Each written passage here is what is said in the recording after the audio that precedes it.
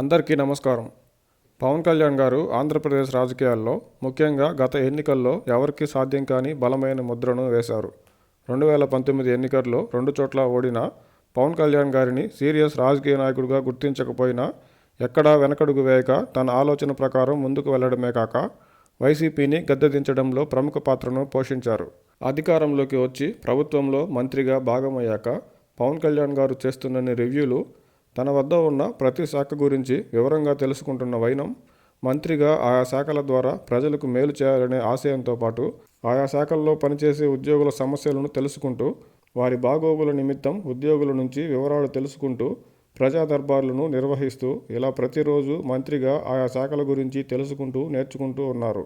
మంత్రిగా బాధ్యతలు చేపట్టిన నాటి నుంచి పవన్ కళ్యాణ్ గారి పనితీరుతో గతంలో ఆయనపై విమర్శలు చేసిన వారు సైతం ముక్కును వేలు వేసుకునేలా, పవన్ కళ్యాణ్లో ఇంత తపన ఉందా అని ఆశ్చర్యపోయేలా పవన్ కళ్యాణ్ గారు తన పని తాను చేసుకుంటూ ముందుకు వెళ్తున్నారు.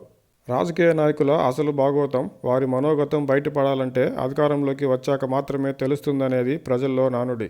అప్పటి వరకు ప్రజాసేవకే రాజకీయాల్లోకి వచ్చాం అన్నట్టు ఉండే నాయకులు అధికారం రాగానే ప్రజలను మర్చిపోయి అధికార మత్తులో అవినీతి రొంపులో కూరుకుపోయే నేతలను ప్రజలు నిత్యం చూస్తూనే ఉంటారు. పవన్ కళ్యాణ్ గారి రాజకీయ ప్రయాణాన్ని చూసిన వారెవరైనా పవన్ కళ్యాణ్ గారు సాదాసీదా ఫక్తు రాజకీయ నాయకుడు కాదని మాత్రం ఖచ్చితంగా చెప్పగలరు. వైసీపీని గద్దెదించడం మాత్రమే లక్ష్యంగా పెట్టుకున్న పవన్ కళ్యాణ్ గారు పొత్తు ప్రకటన మొదలు బీజేపీని పొత్తులోకి తీసుకురావడం వరకు తన లక్ష్యం కోసం కార్యసాధకుడిగా పనిచేశారు.